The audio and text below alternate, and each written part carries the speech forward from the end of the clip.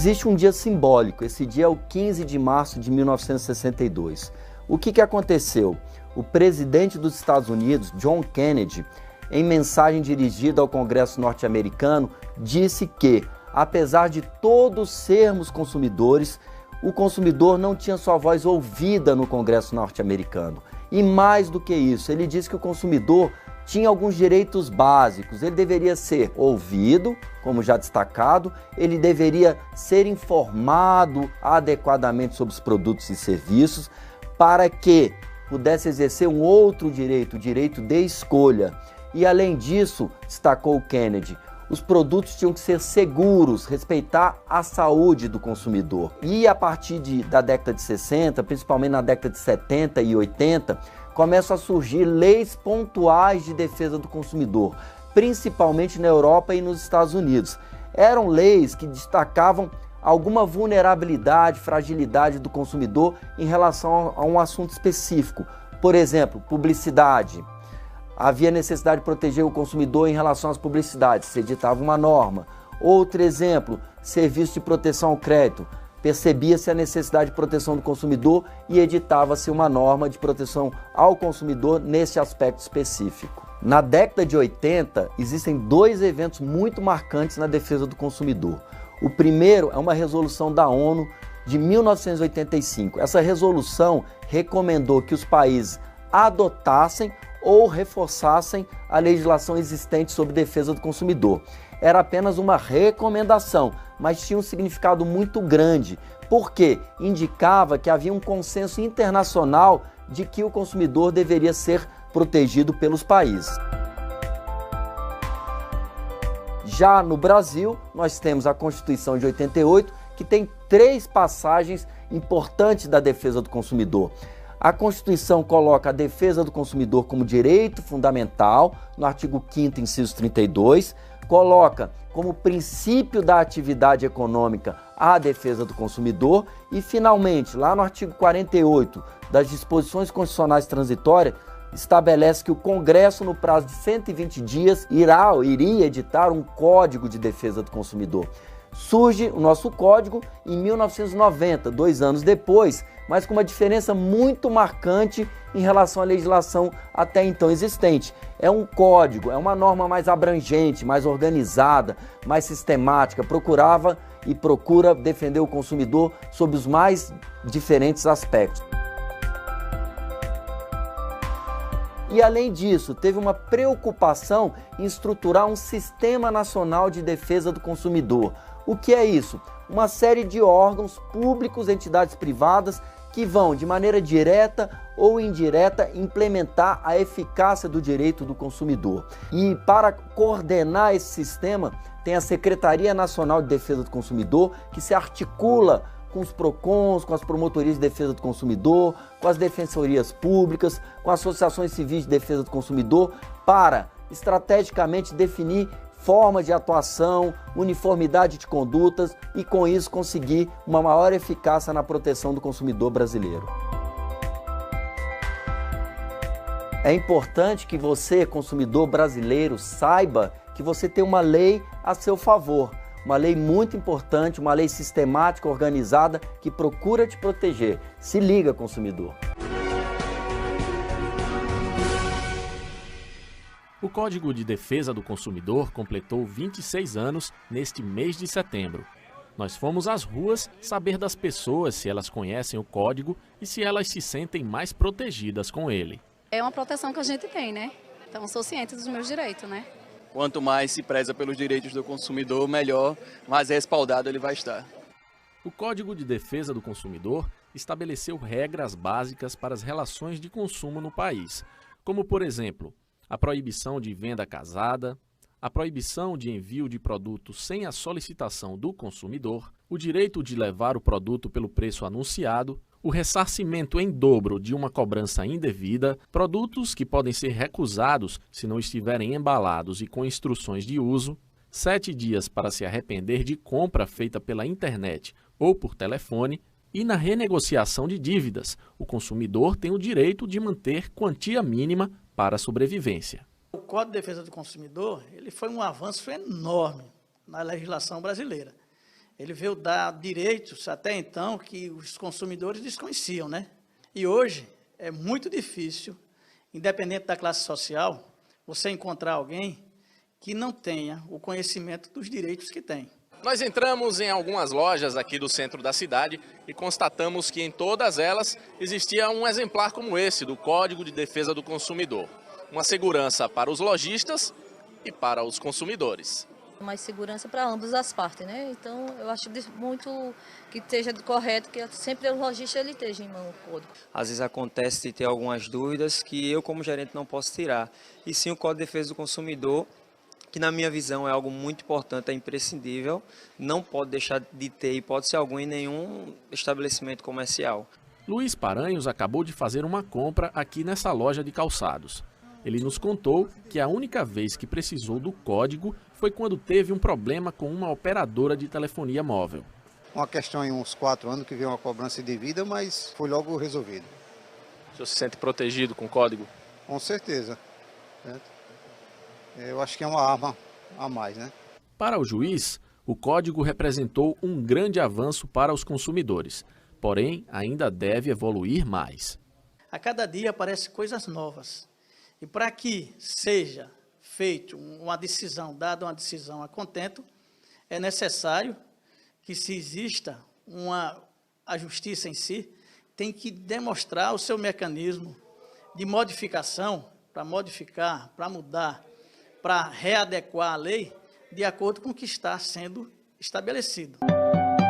Olá a todos, o meu nome é Alessandra Milano Moraes e eu estou aqui hoje em nome da MTE Thomson falando sobre conselhos jurídicos de relações de consumo jurisdicionadas pelo Código de Defesa do Consumidor que serão bastante úteis para vocês dentro da sua empresa. O nosso segundo conselho, ainda dentro das relações de consumo, é uma orientação com relação ao PROCON.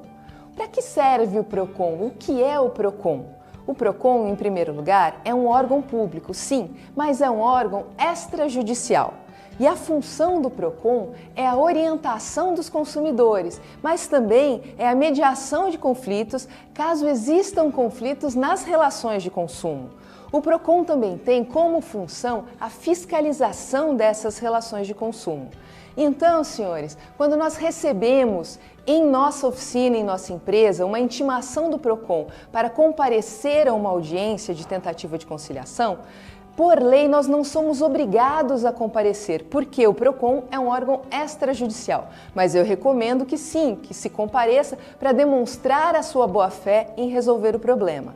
Ok, fui à audiência do PROCON, mas entendo que o direito é meu e nós não fizemos um acordo naquele momento. O PROCON orienta o consumidor, orienta o cliente para que ele busque o juizado especial cível, o antigo pequenas causas. Porque no juizado especial cível, sem o auxílio de um advogado, uma pessoa pode ajuizar uma ação de até 20 salários mínimos e com o auxílio de um advogado de até 40 salários mínimos.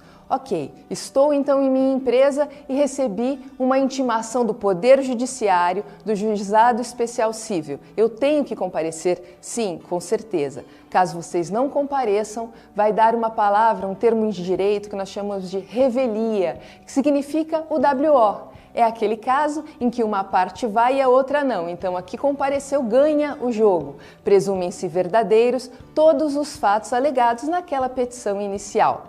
Então, gente, é muito importante. Para que não dê a revelia, não adianta levar apenas o RG, apenas a sua identificação pessoal. É necessário levar uma cópia autenticada do contrato social da empresa. Eu espero que este conselho tenha sido útil para você. Estamos à disposição pelo site da MTE Thomson e pelo 0800 da MTE. Entre lá, converse conosco, mande a sua dúvida, mande a sua sugestão de tema para que a gente converse novamente com vocês.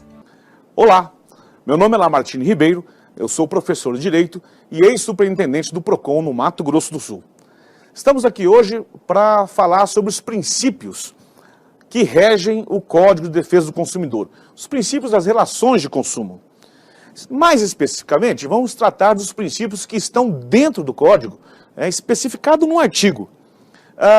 Podemos falar, num outro momento, em outros princípios que existem, que não estão tão diretamente assim expostos dentro do Código de Defesa do Consumidor, mas que são tão importantes quanto.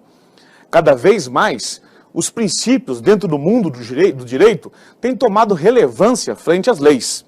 Cada vez mais, os princípios têm mais valor do que a própria lei. E isso acontece muito dentro do Código de Defesa do Consumidor, um código principiológico. Aquelas pequenas regras do dia a dia das relações de consumo não estão no Código de Defesa do Consumidor. Então ele trabalha muito com esses princípios e vamos passar a ver alguns deles agora. Logo de cara, o artigo 4º traz o primeiro princípio, que é o princípio da vulnerabilidade. Pelo princípio da vulnerabilidade, nós podemos identificar, inclusive, o começo da explicação do porquê nós temos no Brasil um código de defesa do consumidor. Em outros países, como a França, trata-se de um código de relação de consumo. No Brasil, não. É código de defesa do consumidor. Muitos fornecedores reclamam, por que tem defesa do consumidor e não tem a defesa do fornecedor? Por que não se estabelece obrigações de direitos para as duas partes dentro do Código de Defesa do Consumidor? Nós vamos ver então agora uma explicação para isso e um entendimento de como que o fornecedor é tratado à luz da legislação brasileira. Então, dentro da vulnerabilidade, que é necessária ser considerada na relação de consumo, nós temos algumas espécies de vulnerabilidade. Entre as espécies de vulnerabilidade, nós podemos indicar as principais, as básicas. Muitos autores começam a criar várias vulnerabilidades, até para ter assunto, né, para desenvolver nas suas teses. Mas essas três são as principais vulnerabilidades que incidem em qualquer relação de consumo. Atenção, não confundir vulnerabilidade com hipossuficiência.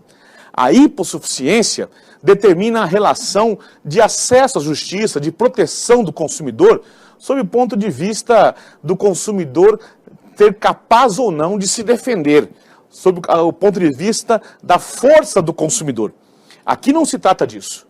Todo consumidor, absolutamente todo consumidor é vulnerável, é frágil, sob 3 pontos de vista. O primeiro, ponto de vista técnico, a vulnerabilidade técnica. A vulnerabilidade técnica. A vulnerabilidade técnica, nós podemos reconhecê-la pelo fato de nós não sabermos exatamente como as situações são criadas, como os produtos são desenvolvidos, os serviços são prestados. Então nós somos sempre vulneráveis tecnicamente. Todo consumidor, não importa quem é o consumidor.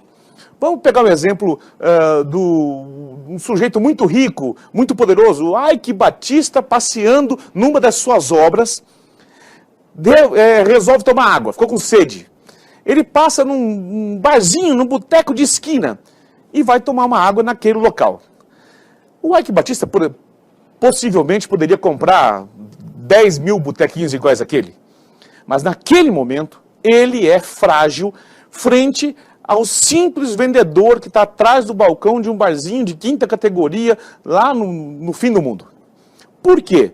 Porque o Ike Batista não tem um domínio técnico daquilo que ele vai consumir.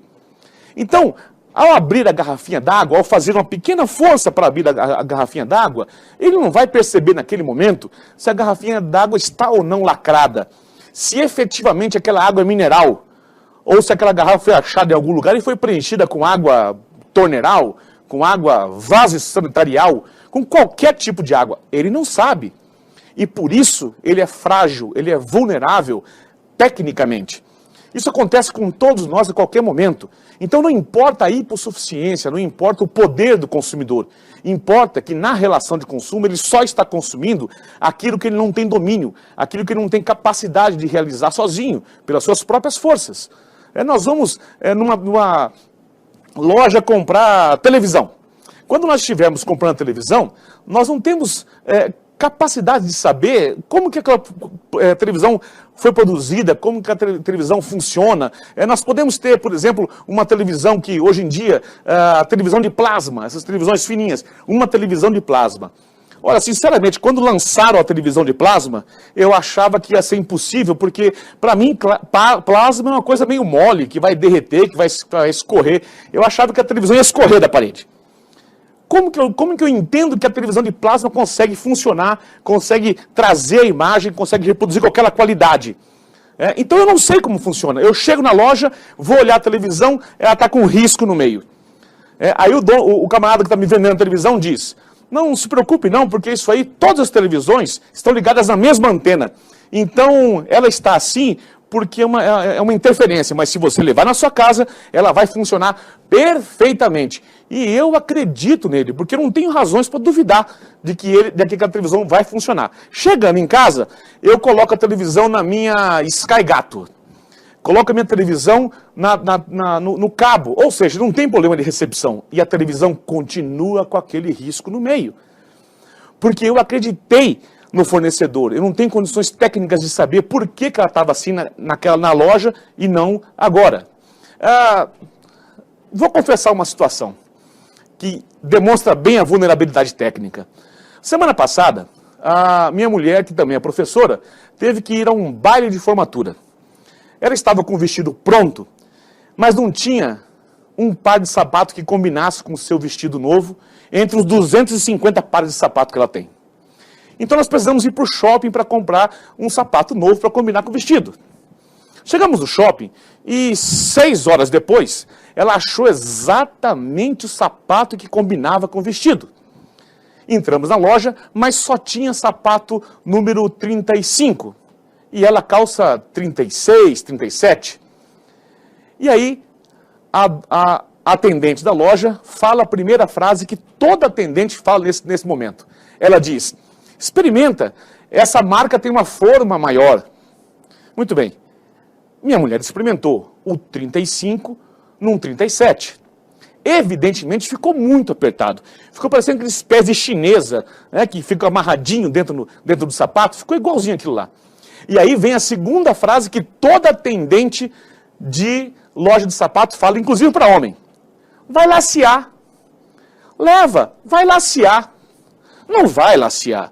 Nós não sabemos como faz o sapato. Nós não sabemos que tipo de couro que usa. Então, aquele sapato não vai lacear. E nós vamos continuar. Porque somos frágeis, tecnicamente.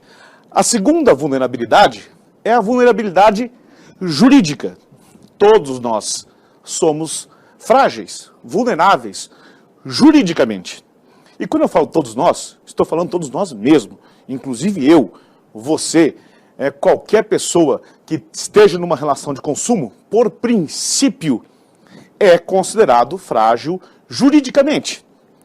Isso significa que tem muitas coisas da relação de consumo e muitas relações, especialmente serviços, são contratos de adesão, que nós não entendemos plenamente.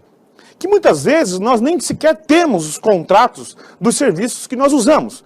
Será que todos nós temos lá em casa guardado o contrato de fornecimento de energia, de água, de telefonia móvel, fixa, internet? Nós temos esses contratos guardados em casa? Bom, se você tem, parabéns. Confesso que eu mesmo não os tenho todos. Mas, mesmo se tivesse, a vulnerabilidade jurídica, ela está no entendimento, na concepção que todos devem ter a respeito dessas relações. Por exemplo, nem todos sabem plenamente, têm um domínio com relação às cláusulas de permanência, que infelizmente são permitidas hoje no Brasil. Então, quando você contrata um serviço de telefonia, você vai ficar 12 meses ligado àquela empresa. É o chamado, a cláusula de permanência, chamada fidelização. Na telefonia, 12 meses. Vocês já viram alguma situação em que a atendente da loja de telefonia, ao lhe apresentar o seu novo celular que você ganhou, entre aspas, a partir dos bônus que você tinha, porque ninguém dá nada de graça, então você está adquirindo aquele celular, você vai ficar 12 meses ligado àquela empresa para poder compensar para a empresa o desconto que ela deu na aquisição daquele celular. Agora você imagina a seguinte cena, eu estou lá, recebo meu celular novo, todo paramentado, tecnológico de ponta, tem Bluetooth, WhatsApp, todo cheio de coisa, você está encantado com o celular, de repente está olhando, vendo a sua agenda nova, quais são os joguinhos que tem no celular, entra por baixo da sua mão um papel e ela diz assim, assina aqui, é o cadastro, é a renovação do cadastro. Não é renovação de cadastro, é uma nova fidelização. Agora imaginem a vendedora dizendo o seguinte, meu senhor, só um instantinho, tira aqui o celular de lado. Veja bem o que eu vou lhe explicar agora. O senhor, ao assinar esse documento, vai ficar 12 meses ligado a essa empresa. Qualquer coisa que aconteça, o senhor não vai poder se desligar da empresa. Se o senhor não estiver satisfeito conosco, isso não interessa para nós, porque o senhor vai ter que ficar 12 meses ligados a essa empresa. Se quiser sair, vai ter que pagar multa. O senhor me entendeu? O senhor quer continuar com a nossa relação de consumo agora? Claro que elas não fazem isso. Claro que as empresas não fazem isso. Isso gera uma vulnerabilidade jurídica. Você, que já usa o dinheiro, precisa saber administrá-lo muito bem. Não comprar impulsivamente e, principalmente, prestar muita atenção quando vai realizar uma compra. Os estabelecimentos têm normas a serem seguidas. E nós vamos apresentar aqui para você as normas que você já pode utilizar. Vem conferir! A compra dos produtos pode estar relacionada à publicidade que assistimos, à embalagem que vemos, às indicações que ouvimos de conhecidos. São inúmeros os fatores que nos convencem a comprar um produto. Quando você chega em um estabelecimento que vende esse produto, algumas regras são primordiais para você perceber se aquele comércio é um comércio sério e indicado para que você se torne um cliente.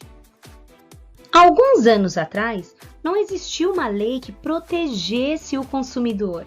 Quando você ia em algum estabelecimento comprar algum produto ou quando você adquiria algum serviço, não existia nenhuma lei que te desse um suporte para que você não fosse enganado ou para que, caso acontecesse algo de errado, você tivesse como reclamar os seus direitos.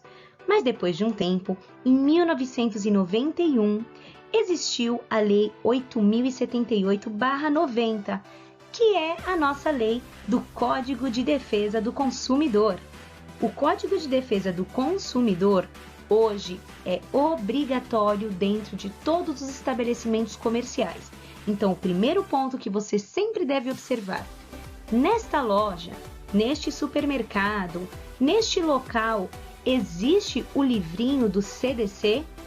São vários os autores e são várias as editoras que já publicaram. Isso é indiferente, mas o livro está disponível para o consumidor, ou seja, está às suas mãos? Bom, provavelmente você ainda não conhece alguns dos seus direitos. Então este vídeo é muito importante para você. Acompanhe-o até o final e sempre que precisar, volte aqui para consultar os seus direitos. Você já comprou algum produto e quando chegou em casa, percebeu que ele estava quebrado ou depois de algum tempo ele apresentou um defeito de fabricação e você simplesmente acreditou que iria perder aquele valor ou até você talvez já tenha perdido esse valor? Pois é, se você já conhecesse o artigo 26 do Código de Defesa do Consumidor, saberia que os produtos com defeitos de fabricação podem ser reclamados com os fabricantes. Eles são obrigados a consertar em 30 dias o seu produto. Se os produtos forem de consumo rápido, por exemplo, remédios, alimentos, você tem até 30 dias para reclamar. Agora, se forem produtos duráveis, roupas, aparelhos eletrônicos, brinquedos, bicicletas, patins, hand spinners, enfim, esses outros tipos de produtos, o consumidor tem até 90 dias para observar se o produto apresenta um defeito de fabricação. Fique de olho! Lembre-se que o seu dinheiro é muito valioso, por isso dê valor a cada centavo que você possui. Quando você vai ao supermercado, você presta atenção na data de validade dos produtos? Você tenta procurar os produtos que têm a data de validade com um prazo mais longo possível?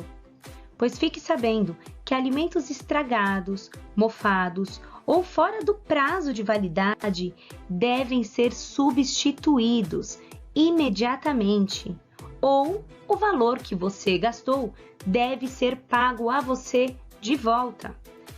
Uma boa dica: em São Paulo, o Procon tem a medida de olho na validade. O que é essa medida?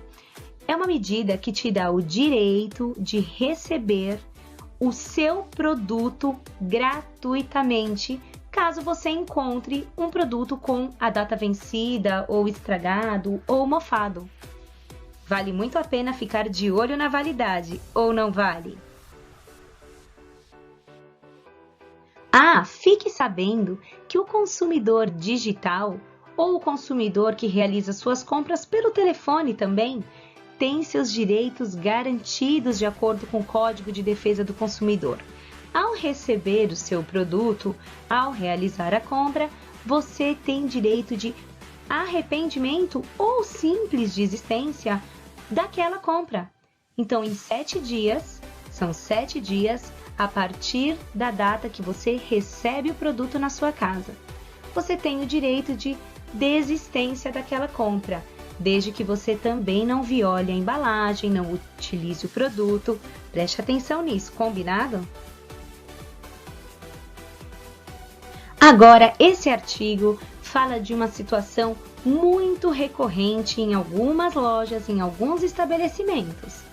Quando você chega a uma loja ou a um estabelecimento que não possui na vitrine, nas prateleiras ou nas gôndolas produtos com preço, todos os produtos devem ter preço ou devem estar exatamente no local onde a etiquetinha informa o seu valor.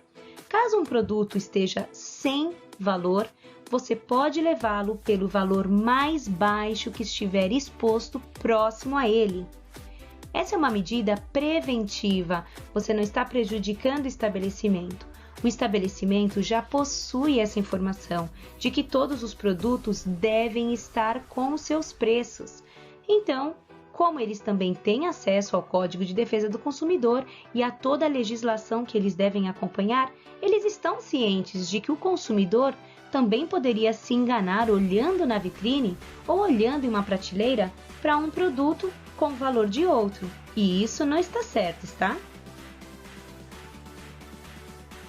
Caso você não tenha carro, essa dica não é diretamente para você, mas com certeza você conhece alguém que utiliza carro e que estaciona esse carro em estacionamentos de estabelecimentos. Presta muita atenção. Os estabelecimentos que recebem esses carros muitas vezes dizem que não se responsabilizam pelos veículos ou pelos furtos ocorridos no interior dos veículos, dos objetos deixados ali dentro. Isso está errado. Eles são completamente irresponsáveis, ok? Mesmo que tenha uma plaquinha, mesmo que tenha um aviso, um alerta, qualquer cartaz dizendo que eles não são responsáveis, o artigo 24 do Código de Defesa do Consumidor diz que todos os carros estacionados em estacionamentos são de total responsabilidade do estabelecimento que fornece esse serviço. Você já recebeu ligações promocionais ou de telemarketing tentando vender produtos ou serviços? Muito bem, você pode bloquear o seu número de telefone para não receber mais esse tipo de ligação. O seu número é tirado de uma lista e ali fica informado que, para este número, não existe autorização para realizar ligações promocionais.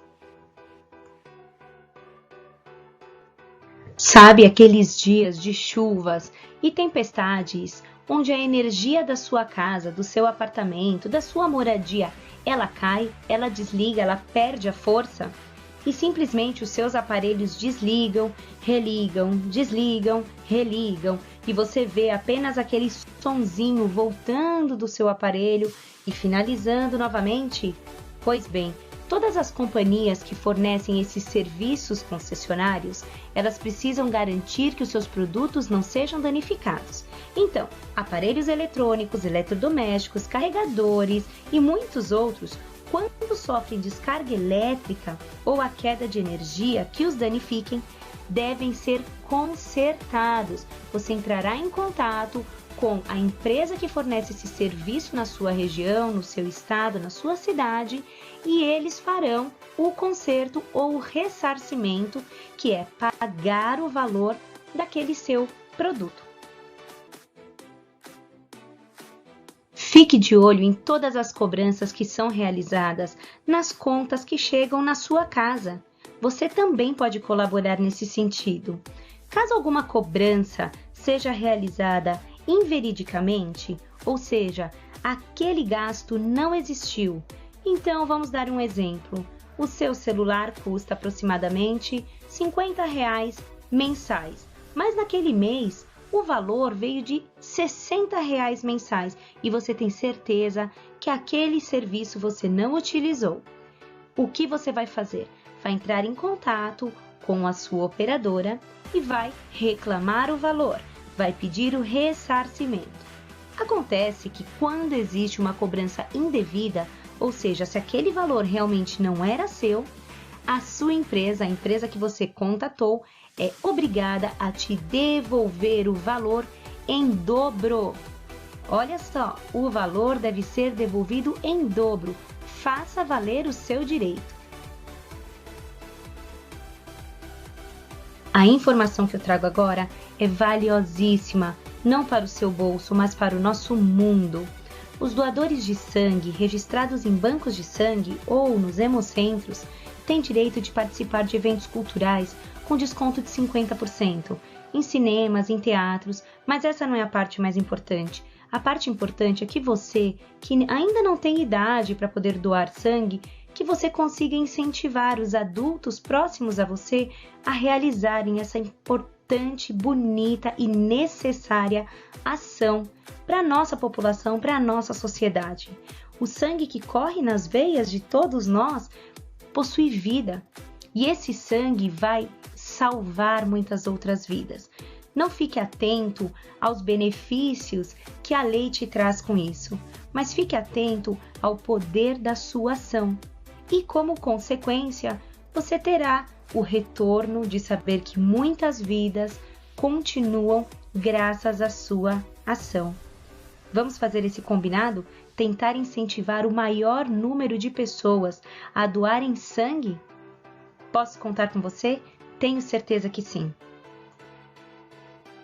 Galerinha do YouTube, esperamos que vocês tenham gostado desse vídeo sobre Código de Defesa do Consumidor e muitas outras informações úteis para todos aqueles que consomem produtos ou serviços. Atenção! Muitas outras dicas, muitas outras leis, muitos outros artigos estão disponíveis naquele livrinho que eu já mencionei para vocês, que é o Código de Defesa do Consumidor. Também tem a sua versão gratuita na internet e tem inclusive a sua versão Mirim, que é com uma leitura muito mais fácil para as crianças. Bom, dê muito valor ao seu dinheiro, saiba administrá-lo bem, compre apenas aquilo que você realmente precisa muito. E aí pessoas, tudo bem com vocês? No vídeo de hoje nós vamos ver a diferença entre defeito, vício e vício redibitório de produtos ou serviços segundo o Código de Defesa do Consumidor. Esse vídeo ele serve para você que é estudante de direito, mas principalmente para você, eu, todos nós consumidores, que estamos todos os dias comprando coisas ou contratando serviços que muitas vezes não correspondem com o prometido. Nesses casos, o direito do consumidor nos protege, mas muitas vezes não sabemos que proteção é essa, né? Então, assiste esse vídeo até o final que você vai sair sabendo como agir e o que fazer, quem responsabilizar, ok? Antes de mais nada, é extremamente comum vermos o emprego de defeito e vício como se fossem a mesma coisa. Porém, não é. Mas é. Ele pode ser considerado sinônimos, não tem problema nenhum. De fato, são sinônimos. Mas juridicamente falando, são coisas distintas. Então, vamos aos conceitos. O doutrinador Sérgio Cavalieri Filho sustenta que defeito é grave e pode causar um acidente que atinge o consumidor, causando-lhe dano material ou moral. Compromete a segurança do produto ou serviço. Já o vício, por sua vez, é um defeito menos grave, circunscrito ao produto ou serviço em si. Um defeito que lhe é inerente ou intrínseco, que apenas causa seu mau funcionamento ou não funcionamento, se for o caso. Este trechinho, essa definição eu tirei do livro Programa de Direito do Consumidor, editora Atlas. Ou seja, o defeito é mais grave e pode atingir a sua integridade física ou moral. Já o vício apenas impede o bom funcionamento do bem, da coisa. Vamos aos exemplos para facilitar a compreensão, já que no direito tudo fica mais fácil com exemplo. Se você for a uma loja e comprar um smartphone e depois de 2 semanas de uso, ao carregá-lo, a bateria simplesmente explode por problemas técnicos, isso é um defeito, pois coloca a sua integridade física em risco, podia machucar você. Agora, se você vai a uma loja, compra um smartphone, depois de 2 semanas de uso, a bateria não segura a carga pelo tempo prometido no manual. Isso é um vício por problemas na bateria, a famosa bateria viciada. Ele não causa danos físicos ou morais a você, apenas um mau funcionamento. Entendeu? Isso é um vício, não machuca você, nem tem esse risco. Tecnicamente falando, defeito pode estar ligado à falha de segurança, enquanto vício uma falha de adequação. Muito bem, agora você já sabe a diferença entre vício e defeito, né? Porém, faltou eu mencionar o vício redibitório, também chamado de vício oculto. Eu falei que vício é defeito menos grave circunscrito ao produto ou serviço em si, um defeito que lhe é inerente ou intrínseco, que apenas causa seu mau funcionamento ou não funcionamento, certo? Perfeito. Essa é a teoria. E a teoria divide o vício em vício aparente e vício oculto, ou redibitório. Logo, os vícios aparentes são aqueles que o consumidor consegue identificar assim que inicia a utilização do produto. E os ocultos só se manifestam após certo tempo de uso, sendo difícil a sua constatação pelo consumidor. Vamos aos exemplos para facilitar? Você vai a uma loja, compra um notebook. Após horas e horas de negociação para conseguir um bom desconto, você leva o notebook para casa, põe para carregar e vai dormir. Volta 3 horas depois, a bateria está cheia e você vai estrear o seu notebook novo, começa a digitar e cai uma tecla. Por problemas no encaixezinho e não consegue colocar.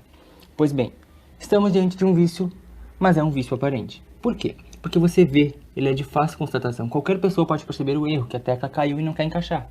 Agora, se nesse mesmo caso, você vai lá, compra um notebook, usa tranquilamente e lá por uns 95 dias depois o teclado para de funcionar, para de vez por problemas nos componentes elétricos, lá na plaquinha. Isso é um vício oculto ou redibitório, porque não tem como ver, não é aparente, não está debaixo do nariz, nós não vamos adivinhar que a placa tem um problema. Ok? Vamos ver. Outro exemplo que eu posso citar também é a gente vai lá e compra uma cafeteira. E quando vai usar a cafeteira, pela primeira vez ela não está aquecendo. Não está fervendo a água, não faz café. É um vício aparente, você não tomou café, você viu na hora. Agora, você compra, usa uma vez, tranquilo, perfeito, guarda e vai usar 3 meses depois. E quando liga, ela simplesmente estoura, explode o motorzinho. Dá curto e pega fogo. É um vício oculto? Não, isso não é um vício oculto, presta atenção. Explodiu e pegou fogo, colocou a sua integridade física em risco. Isso é um defeito, porque teve perigo. Não esqueçam, essa é a diferença jurídica da palavra. O defeito é mais grave e pode machucar você. Agora, se ela parou por outro problema qualquer que não é aparente, é vício oculto. Agora você já sabe a diferença entre vício, vício oculto e defeito, perfeito? Eu poderia terminar o vídeo agora, pois você já sabe a diferença, que é o título do vídeo, mas isso não é o bastante para mim. E eu espero que isso não seja o bastante para você também. Nós temos que saber exercer os nossos direitos, beleza? E vamos aprender agora as garantias e quem responsabilizar, porque alguém é responsável. E como consumidores finais, nós não podemos ficar no prejuízo. Pelo menos não na teoria, né? Na prática você vai lá e aprende com a vida, mas na teoria não. Quando tratamos de defeito de fabricação, a própria lei dá um prazo para que o consumidor efetue sua reclamação junto ao fornecedor e exija a reparação do produto. A este prazo damos o nome de garantia legal, e será ela que irá nos ajudar na hora de reclamar dos vícios. Perfeito? Não é aquela garantia que o consumidor dá mais, que você compra a garantia estendida, é a garantia que está na lei. Qual lei? Código de Defesa do Consumidor, artigo 26 diz: quando estamos diante de um vício, o prazo para reclamação é de 30 dias para produtos não duráveis, alimentos, produtos de higiene, etc. E 90 dias para produtos duráveis, eletrodomésticos, eletrônicos, automóveis, etc. Contados a partir da data da entrega efetiva do produto. Te entregou, começou a contar o prazo. Aqui você tem que prestar atenção, muita atenção, porque tem uma maldade. Aqui entra a malandragem de alguns comércios, porque a lei diz: inicia-se a contagem do prazo decadencial a partir da entrega efetiva do produto ou do término da execução dos serviços. Ok? Então, entregou bem, começou a contar o prazo. Então, vamos voltar ao exemplo do notebook. Eu falei que dava problema 95 dias depois, lembram? Pois é, eu falei de propósito. Por quê? Em alguns comércios, você vai voltar lá 95 dias depois da compra e eles vão alegar que já passou os 90 dias da garantia dos produtos duráveis. E como você não conhece a lei, vai acreditar na boa fé do comerciante. Mas acontece que 90 dias é tão somente para os vícios aparentes. Os ocultos, não. Os ocultos, o prazo de 90 dias começa a contar a partir do momento da constatação do defeito, que é o parágrafo 3º do artigo 26, que diz: tratando-se de vício oculto, o prazo decadencial inicia-se no momento em que ficar evidenciado o defeito, não na entrega efetiva. E muitas vezes, por não sabermos disso, os comerciantes nos passam para trás. Ora pois, se a vida útil de um notebook é 4, 5, 6 anos e ele pifa em 100 dias, eu não vou ter direito, ainda mais por um problema de fabricação. A partir de hoje, se você viu esse vídeo até aqui, você nunca mais vai cair nessa lábia e vai exigir sempre os seus direitos, ok? Mas aí você pode me perguntar, exigir de quem? Quem são os responsáveis por esses possíveis defeitos? O artigo 12 do CDC Caput dispõe claramente o que seria responsabilidade pelo fato do produto. Vejamos. A lei diz assim: o fabricante, o produtor, o construtor, nacional ou estrangeiro, e o importador respondem, independentemente de culpa, pela reparação dos danos causados ao consumidor por defeitos decorrentes de projeto, fabricação, construção, montagem, fórmulas, manipulação, apresentação ou acondicionamento de seus produtos, bem como por informações insuficientes ou inadequadas sobre a utilização e riscos. Assim, verificamos que quem são os responsáveis? Os responsáveis são o fabricante, o produtor, o construtor, o importador, independentemente de culpa. E eles deverão responder pela reparação dos danos causados aos consumidores, pelos defeitos de projeto, fabricação, construção, montagem, fórmulas, manipulação, apresentação ou acondicionamento dos seus produtos e pela informação insuficiente ou inadequada sobre a utilização e riscos. Ok? Notem que no caput transcrito não menciona fornecedor, excluindo o comerciante, apesar de igualmente ativo nas relações de consumo. Porém, o próximo artigo, que é o artigo 13, ele entrega ao comerciante uma responsabilidade subsidiária em relação às pessoas citadas no artigo 12, que são em 3 hipóteses, quais sejam. O artigo 13. O comerciante é igualmente responsável nos termos do artigo anterior quando 1. O fabricante, construtor, produtor ou importador não puderem ser identificados. 2. O produto for fornecido sem identificação clara do seu fabricante, produtor, construtor ou importador. 3. Não conservar adequadamente os produtos perecíveis. Parágrafo único. Aquele que efetivar o pagamento ao prejudicado poderá exercer o direito de regresso contra os demais responsáveis, segundo sua participação na causação do evento danoso. Perfeito? Sendo a responsabilidade do comerciante subsidiária, este apenas responderá quando as pessoas indicadas no 12 não puderem ser identificadas ou não forem identificadas de forma adequada. O único caso em que veremos a responsabilidade direta do comerciante sem culpa do artigo 12 será quando o acidente tiver como origem a má conservação dos produtos perecíveis, por exemplo. Agora, se o comerciante arcar sozinho com o prejuízo, não sendo ele diretamente responsável, o parágrafo único garante que ele entre com uma ação de regresso contra os outros. Muito bem, agora você já sabe identificar um defeito, um vício oculto, sabe qual é a garantia legal e sabe quem responsabilizar. Falta você saber o que fazer se não atenderem a sua garantia. Pois bem, aqui é uma parte mais delicada, pois na teoria é lindo, bonito e muito maravilhoso, porém na prática já é mais complexo e varia de cidade para cidade, de estado para estado. Mas um caminho padrão que você pode seguir, ele tem 2 passos simples. O primeiro passo é você procurar o PROCON da sua cidade, que ele vai tomar as providências cabíveis. Se não adiantar, aí você vai ter que procurar um advogado, explica a situação que ele vai recomendar a melhor maneira possível de resolver. Afinal, ele é um advogado. Uma diquinha. Se você for realmente procurar um advogado para entrar com o processo, registrem uma queixa antes no site www.consumidor.gov.br. É um site do governo criado para isso, reclamações de consumidores, e tentar resolver sem entrar no judiciário. E muitas vezes resolve e o comerciante ele responde lá, beleza? Tente. E é isso aí, pessoal. No que diz respeito ao vício, defeito e vício oculto, era isso que eu tinha para explicar para vocês.